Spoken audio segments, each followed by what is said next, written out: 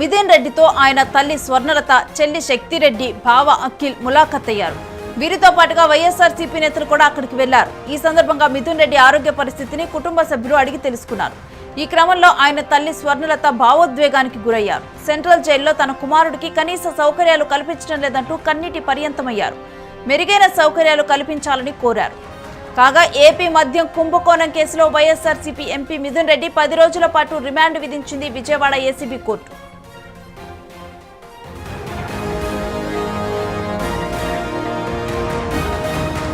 ఇక ఆ సమయంలోనే మిథున్ రెడ్డిని రాజమండ్రి సెంట్రల్ జైలుకు తరలించారు పోలీసులు. ఆయనకి 4196 నెంబర్ కేటాయించగా కాగా తనకు జైల్లో సదుపాయాలు కల్పించాలని మిథున్ రెడ్డి న్యాయస్థానాన్ని అభ్యర్థించారు. దీని మీద ప్రత్యేకంగా పిటిషన్ దాఖలు చేశారు.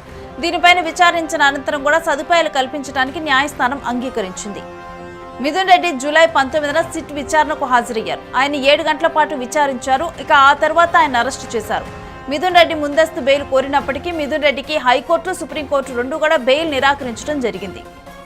వైసీపీ హయాంలో మద్యం ఆర్డర్లు, అమ్మకాలను మాన్యువల్ ఇండెక్స్గా మార్చడంలో మిథున్ రెడ్డి పాత్రపై బలమైన ఆరోపణలున్నాయి. రాజంపేట లోక్సభ నియోజకవర్గం సిట్టింగ్ ఎంపీగా మిథున్ రెడ్డి ఉన్నందున ఆయనపై చాలా ఆరోపణలు ఉన్నాయి.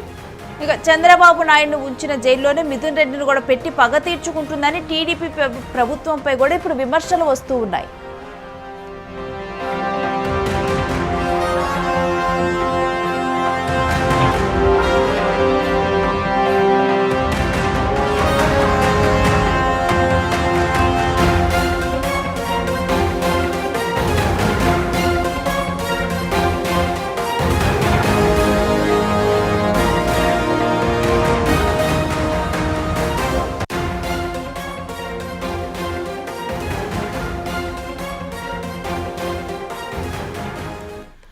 So Mithun Reddy AP liquor scam కేసులోనైతే అరెస్ట్ అయిన సంగతి తెలిసిందే. ఇక ఆ తర్వాత ఆయనకు 10 రోజులు కూడా రిమాండ్ విధిస్తూ కూడా ఇప్పుడు కోర్టు చెప్పడం జరిగింది. ఇప్పుడు రాజమండ్రి సెంట్రల్ జైల్లో ఆయన రిమాండ్లో ఉండటం అనేది జరిగింది.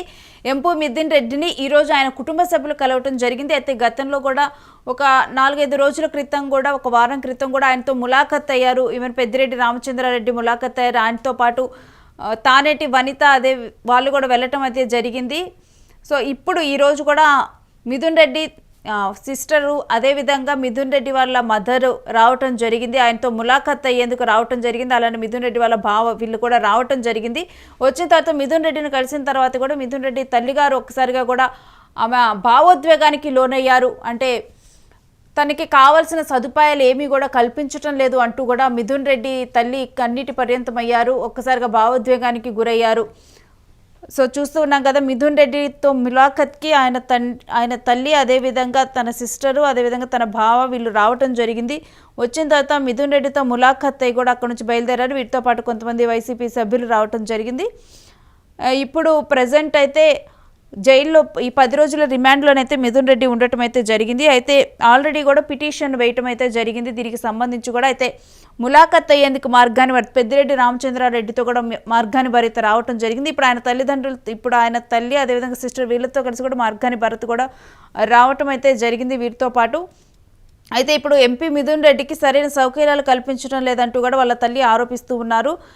మరోవైపు ఆల్రెడీ కూడా మిథున్ రెడ్డికి సరైన సౌకర్యాలు కల్పించాలని చెప్పి కోరినప్పుడు కూడా పిటిషన్ వేయమని చెప్పి కూడా ఆ పిటిషన్ విచారించి కూడా సదుపాయాలు కల్పించాలని కోర్టు కూడా చెప్పడం జరిగింది.